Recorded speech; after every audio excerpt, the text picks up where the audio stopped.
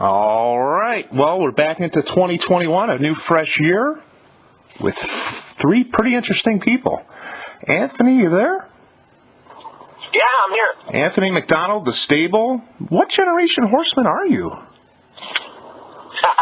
Feels like about ninth, but yeah, I mean, second, I guess. My father always had horses, and obviously, virtually everybody in my family has had something to do with horse racing, or still does, and it's a pretty tight knit group for sure. So, any sisters, or is it strictly brothers with the MacDonald clan? No, we put them all in the sale when they were yearlings. Get rid of all the fillies. We just kept the colts. Gotcha. So how many brothers are there total? Is it 4, 5? I mean, there's so many MacDonalds on the scene. I have 5 brothers. 5 brothers of all various ages. The youngest being 10 years younger than me, and the oldest being 6 years older. So being second generation and having all the brothers around, maybe a year or two in between each other, I don't know the age groups. What was it like growing up, being in the stable with your father? I mean, did you guys all help out? Yeah, so my father was mostly a hobby horseman. He had a couple of broodmares around. He didn't race any horses, but we were always around the racetrack. I mean, I'm from a very small town on a very small island, and on Saturday afternoons there wasn't a whole lot to do, and especially in the wintertime. So we were always at the racetrack. My father was really sports oriented. He wrote for the newspaper in Prince Edward Island. He was a college professor also. Wow. And we were just always doing something. In the summer it was baseball in the mornings and the afternoons, and races at night when they were racing. Or in the wintertime it was mostly my younger brothers played hockey, but Mark and I did not. I just didn't really have a fondness for getting up at 5 a.m. to go skate in the cold rain. But you're living in Guelph now, but you're originally, like you said, from an island called PEI. And for those that don't know, it's Prince Edward Island. From what I've learned and the friends that I've met overseas, known for golf and potato fields. Is that right? You're getting there. It's really heavy on tourism. There's a lot of golf courses there. You're right. The racetrack in the summer, it just draws a number of people, and then it really is just a big rock full of tourists. It is for me now, anyway. When I was a kid growing up, it was a little bit different, but it's still really cool. You never forget where you come from. You're always an islander, and very proud of being from Prince Edward Island. Of course, I'll never be the most famous person from there. Joe O'Brien is from Prince Edward Island also. Of course. So then let's do, I guess, a timetable here. You're at PEI, and now you're living in Guelph. I guess, how did that transition happen? Meeting your wife and the kids. That is, I don't know how everybody else's life story is. When you're young, you just, especially when you're a guy, I had aspirations. My brother Mark and I always wanted to be drivers, right? And the way we went about that was similar but totally different at the same time. We both left home young in high school to go work for MacDonald in Windsor. Mark went back to Montreal with Mike. I stayed and went to Detroit, worked in Hazel Park for the summer, then went back to Prince Edward Island for the old home week type time frame. So really the August of that year. Ended up in Montreal that summer with my brother and a very good friend of mine, Jamie Smith, and started to work our way up. We were both caretakers at the time. I ended up getting a job as a second trainer in Montreal for a pretty smart guy named Jean Beaulieu, and ended up moving to Ontario. Mark at this point had already moved to Windsor and had his own stable there. The owner of that stable was another Islander named Neil Mose, a good friend of the family, and Mark ended up getting some drives for Bob McIntosh, and he quickly became Mark MacDonald. Me, I kind of beat around the beat tracks and ended up being Anthony MacDonald on the track. There's quite a burst between the two. So, it's really cool to think back of, where we're both at, how we accomplished it, what we did, even just so far in our lives, and it's even for me, being me, it's pretty astonishing, and not in a fantastic way, but just in the way that it all played out like some incredible movie, and we all want to have we all want to have a family when we grow up and be successful, and I've been, I guess, mildly successful. but have the greatest family. You know, again, 3 beautiful kids. My daughter Adeline just recently celebrated her 2nd birthday. My wife Amy, who just works tirelessly at what we do at thestable.ca, but more tangibly and physically at the stable. You know, in 2020, as everybody knows on Earth, it was an incredibly difficult time for everyone. I spent a lot more time in your country, Eric, than I did mine. And my wife really, you know, we usually take our kids and spend time just being on tour, really, in the summer, hanging out at the fairs in Ohio, racing in Ohio and Pennsylvania, and this year it was just me. So it was an incredibly tense and difficult summer, and, you know, everybody says, oh, I couldn't have done it without my wife, but I literally couldn't have done it without my wife. So from Prince Edward Island when I was 18 to Guelph, Ontario with, you know, a short stint in politics and opening up something that I guess I'm a little biased because it's mine and my wife's, but something that's never been done before, to sitting in a car at 8 o'clock at night heading towards the Meadows. It's been a pretty cool ride, I can tell you that. So we've got a lot of shots here, and we asked for shots of you, but obviously you've sent us a lot of shots of your wife. We've got a shot here of her jogging. I mean, is she basically just doing everything under the sun? Yeah, I was Burn, and you know, I had the kids this morning, so when I woke up, by the time I got to the Burn, my wife already had 4 horses jogged. So she literally, you know, she's, you know, upper management, HR, and, you know, a jogger, a groom, a trainer. She can do it all. She really is something special, that's for sure. So it's a true family business. Let's get into the shot here of the Etobicoke Training Center. You've been known for your YouTube videos with drones. Can you explain what's going on here? And I guess this huge crowd against the, I guess, little apron here? I'll be completely honest with you, Eric. I don't know what pictures they sent you. That wasn't me sending the pictures. Well, they sent a pic. It's like a drone shot. It looks like after the start on the first turn, there's probably 50 or 60 people. It looks like on a little fence, and you know. Oh, okay, yeah. But you know, let's talk about YouTube. Let's talk about YouTube and social media. That's one of our open house days. So what do you do with the drones, and what are you doing with social media? Obviously, all the owners can't be there. And you said something close to 1,000? You know, something that I found really, really cool is that 2 or 3 times now I've had people come up to me at the open houses and say, you know, I've never had a passport in my life. They've been American citizens.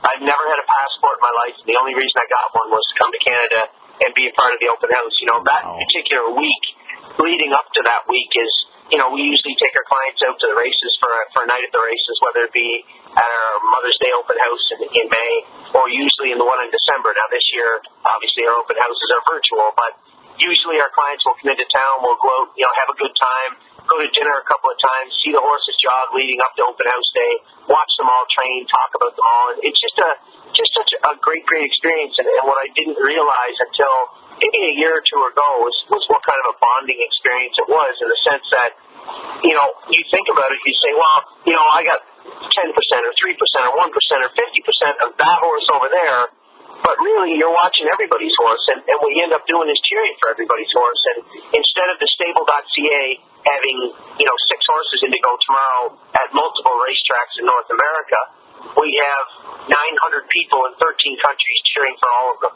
Exactly. And it really is something truly incredible. It certainly was not my intention or expectation when I started the stable, but it's just been one of the most marvelous, you know, byproducts of fractional ownership, and more particularly the stable.ca. It really is incredible. Well, you know, a lot of people talk about economic activity and stimulus and what, I guess, this entertainment segment of harness racing brings, but you're doing it now in an international scope. If you're talking about passports and people flying overseas, that's international tourism. You're bringing big money. You know, and if these people are traveling, let's say, from Canada or overseas to the U.S. or what have you, you know, this is a different level here we're talking. Yeah, I mean, we also have 6 horses in Australia, and we've had a couple of clients that have actually flown to Australia to watch them race and train, and you know, how cool is that? To have people go to the other side of the world to literally, and it was pretty neat because the one lady, Karen, had said to me, she goes, you know, I always wanted to go to Australia. I wanted a vacation, and I had a good reason to do both now. So it's just been a really, really cool experience, both having the horses in Australia, but more importantly, having all these clients under one roof in North America. You know, people used to joke like we were in school, and they say, you know, where do you see yourself in 10 years or 5 years or what have you? Let me just ask you a candid question, Anthony. Where do you see yourself in a year? How many countries, how many clients, or maybe 2 years? You know, are you targeting 1,500, 2,000 people and exploding into something bigger, or are you just gradually growing and just enjoying the ride? You know, if you give me a chance to catch my breath and put on a real strong marketing and advertising campaign when COVID-19 is gone, or when at least it allows us to move more freely, and I can visit some of the bigger cities. I mean, you know, we've added some celebrities to our mix also, and I'll be completely frank, and I think everybody knows this. I mean, these were for PR, and they were to get these people involved because they're these people, right? We have Eddie Olczyk out in Illinois. We have Doug Gilmore, hockey player here, I believe a Hall of Famer, hockey player here. Rick Hive is one of our clients also, and more notably for those of you who watch golf, John Daly is also a client of ours. So for us to be able to market and advertise the stable.ca for what it really is and the draw that it really has to the masses, to the general public, if I get a fair chance to do that at some point over the next year, you will see an explosion of ownership in the stable.ca. And that isn't me just saying, you know, pumping the tires at the stable. That could be any fractional group in horse racing. You give me enough time to get out and actually speak to people and get the face of people in society, I guarantee you there's going to be a lot of new owners coming into horse racing.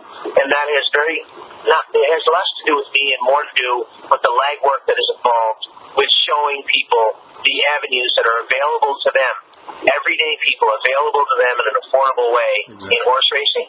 I can guarantee you there'll be an explosion of ownership coming our way. Well, and like we talked, I mean, it's going to bring economic stimulus. It's going to bring people on track. You know, people are going to enjoy it, and it's going to bring people to the sport at a different level. And like you said, it's international in scope. Let's get a little candid for a second, though. What are your, I guess, earliest memories of the Horseman's Voice? Of the what? Of the Horseman's Voice. Do you remember us back in the early 2000s, or were you, I guess, just doing your thing up in... Honestly, you know, before I was in politics, social media was about sharing funny pictures and stupid things to say and dumb memes, and, you know, I didn't use it the same way that I do now. I didn't see it the same way I see it now. I think maybe a lot of people don't. So I didn't really pay much attention to what was going on in Chicago unless there was a race out there. I didn't pay much attention to what was going on in New Zealand or Australia. Gotcha. It wasn't until I spoke in a lot of these places. I spoke in Illinois. I spoke in, I spoke in Australia and New Zealand and the Meadowlands and Mohawk and all over North America. And it wasn't until I actually interacted with people in those jurisdictions that I realized that we really are all in the same boat everywhere. And I think horsemen believe that it's every man for themselves. And I think that's kind of a common theme all over the world. And it really isn't. What's good for Anthony is really good for everybody else, and vice versa. And I think that's the most important thing. And I don't want people to listen to this and think that the stable.ca is going to save everybody. It isn't. It can't, and it won't. But what it can do is show a lot of people how easy it is to get a lot of other people into the game. And those little rocks hitting water make big ripples after a while. And I think that people need to realize that we're on the cusp of doing something really, really great for and to horse racing, and it's only a matter of time. I think you hit the nail on the head. Like you said, I think COVID kind of slowed things down, but you're able to regroup and plan for the future. Is there anybody out there that you want to give a special shout out to that's helped you, I guess, over the years? You mentioned that gentleman from Montreal, obviously your father. Is there anybody else that you want to, I guess, give a special shout out to? Listen, Eric, if you allowed me to thank everybody that helped me along the way, we'd be talking for a lot more than 10 minutes. I can tell you that. Whether it be my wife, my brothers, people don't realize what kind of a role my family plays. That drone you're talking about and all the editing, all the stuff that goes on with the stable is all done for my brother Curtis MacDonald, and he operates his own business, his own broadcasting business, where he does a lot of the graphics and editing and broadcast for a lot of these places. All the graphics you see on many of the thoroughbred and standardbred tracks in North America were done by my brother. And Curtis plays a pivotal role in the stable being the stable. Kelly Spencer, she's come on, and a lot of the PR and marketing and advertising and real cool stuff you see us do on social media, that's not me. That's her. And I think, if you ask anybody that's done good in anything ever in their life, it's very rarely that they can honestly look you in the eye and say, that was all me. It's usually, if you surround yourself with intelligent, smart, outgoing, energetic people, and you have a good product to begin with, you'll do well. And I think that's what you're seeing with the stable. So whether it be Curtis, Kelly, my wife, as I explained what kind of a role she plays, I play one of the smallest roles in the stable. I'm just the big nose talking to people about what the horses are doing. But, the role that these guys play, it's really incredible. And I rely on a lot of people to pull this off. And I might be the face of the stable, but I'm not the guy with the wand, I can tell you that. Well, it definitely sounds like a huge operation and a tight ship that's definitely family-oriented. Well, that wraps us up for this week, Tony, and we're definitely going to get in touch with you in the future, see what's going on with the stable come springtime, like you said. Hopefully you'll ramp things up and get a couple more thousand people to be owners and just keep promoting the sport. We'll do what we can. You can be sure of that. Nothing's going to slow us down now. All right. Well, we appreciate your time and look forward to speaking with you in the future, man. Thank you. Thank you very much.